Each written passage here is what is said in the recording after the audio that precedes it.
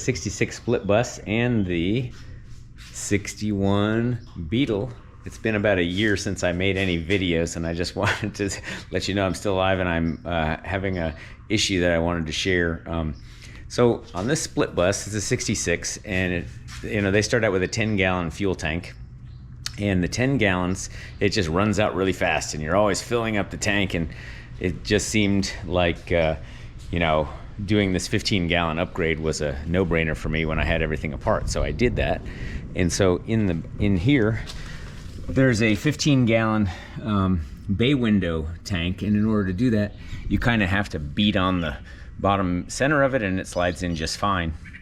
And then you have a filler tube issue because the split bus had a fixed filler tube coming off the 10-gallon tank, but you have to fix something to the bay window one. So what I did, I don't know if you can see it in there, probably can't, but basically what I did is I took the filler, I cut the filler tube off of the 10-gallon tank, and I fixed it here with these three. I welded in a triangle of support from the split filler tube, which is metal, and then I took a bay window like attachment rubber thing and put 2 clamps on it, and so it clamps in really well, holds it in place, and so that's how I get the 15-gallon in there. But the next huge issue is that the bay windows filler sender here, the sender for the bay tank has a certain ohms range that is different from the 10-gallon one. So what happens is when you fill it up after a conversion, full is like 3/4 of a tank, which is super annoying if you're like a stickler like me, where it's like, I want full to be full and I want empty to be empty. I don't want full to read 3/4 of a tank, and that's just the way I am. I don't know. Maybe some of you all could live with that, but I couldn't. So how do you fix that? Now I've tried 2 methods of fixing this. The first is you get a ohms resistance interpolator like this, MeterMatch. I did a video on this long ago, but whatever I did back then didn't work. So I have got this now in place, and it works. And so that was option 1. Option 2 was a fuel gauge from a place called SpeedHut, and I want to show you guys that as well. What I had was this guy here is a great metal fuel gauge, okay? That SpeedHut one that was in there where you can adjust it is like all plastic, and I just don't like the plastic, so I'd like to just be able to throw that away.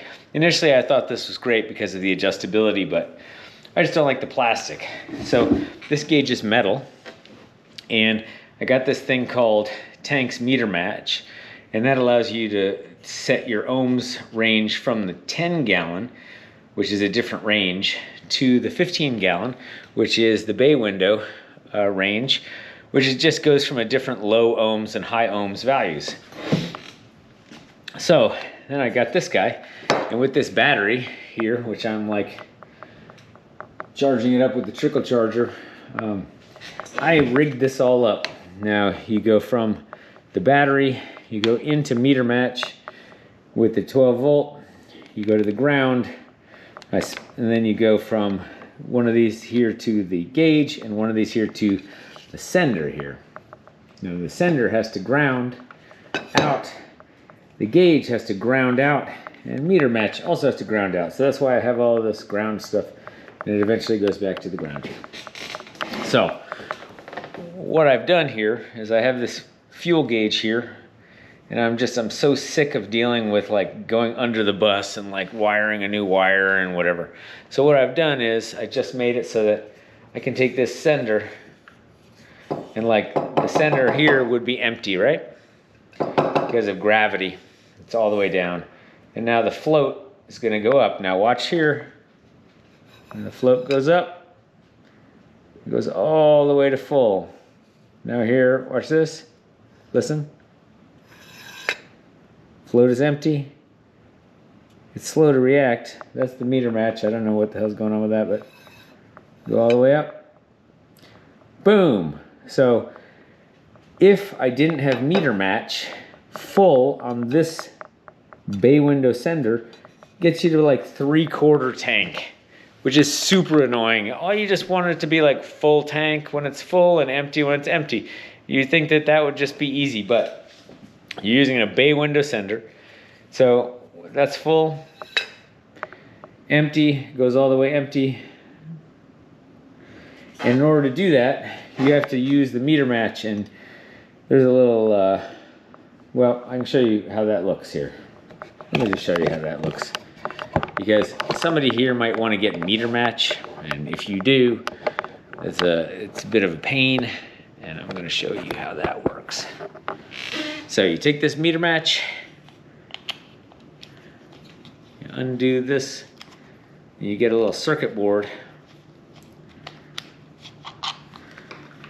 Circuit board looks like this.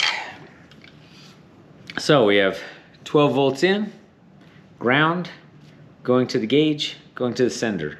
Boom, that's it. This is a save button, this is a down button, this is an up button.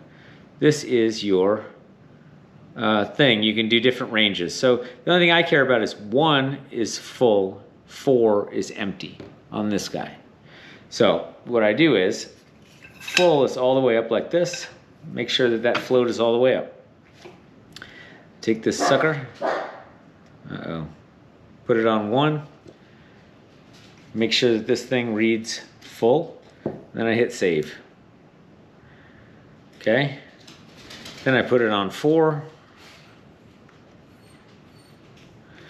Put this thing all the way down. I hit down, down, down, down, down, till this guy shows down, down, down, down, and then I hit save.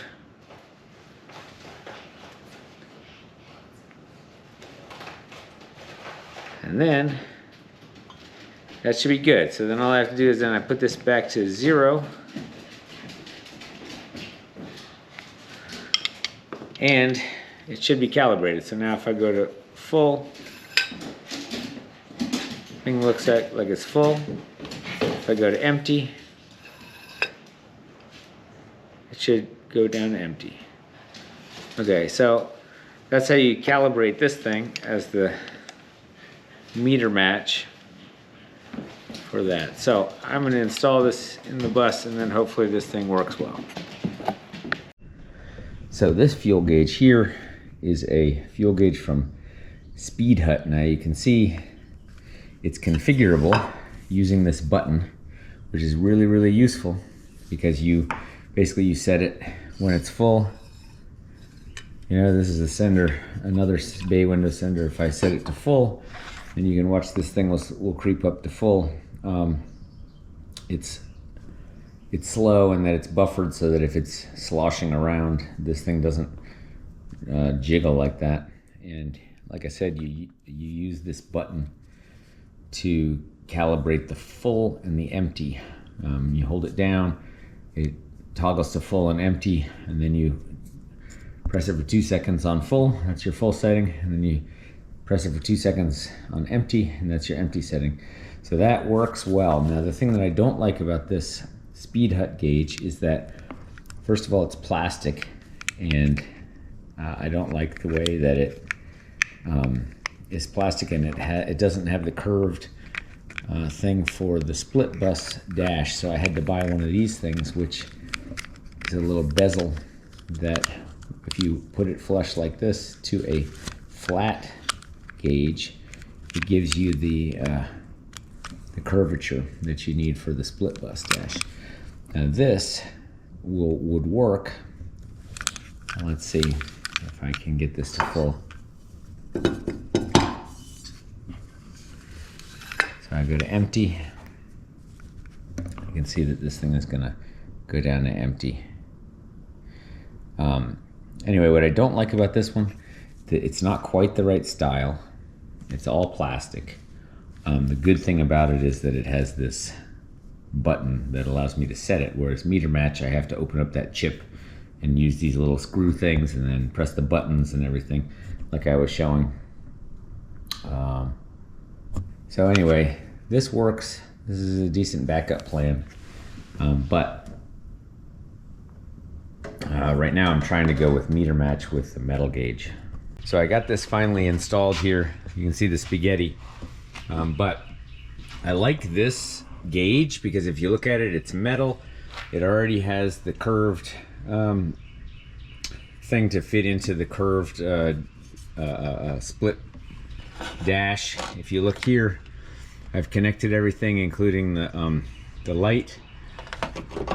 And since I had thought that my sender might be bad, or the sender wire coming through was a really old one, probably from '66. So I ran this other wire just for the hell of it back there. Look at the spaghetti. And I just connected it to my sender. Let's take a look. I had cut out an access point here, and you can see there's my sender. And I took off this one, which is my normal wire, and I went ahead and connected this one just to make sure. So the sender here, I think the sender is good, and it's possible that the wire was bad. It's also possible that other things were bad, but anyway, I just wanted to make sure before I run this wire, you know, through the whole thing and under the bus, that this setup works well. So, and again, I have my MeterMatch. The MeterMatch is what makes the range from the bay sender for the 15-gallon fuel tank work in a split bus with a split bus gauge. And so anyway, this is my spaghetti, the sender and everything, and now this is a totally full tank of fuel. And so when I turn this on, it goes to full, which is great. And then if I look at my light, I connected my light and it does the dimmer. So this is a good setup for now. I'm going to see how well that works.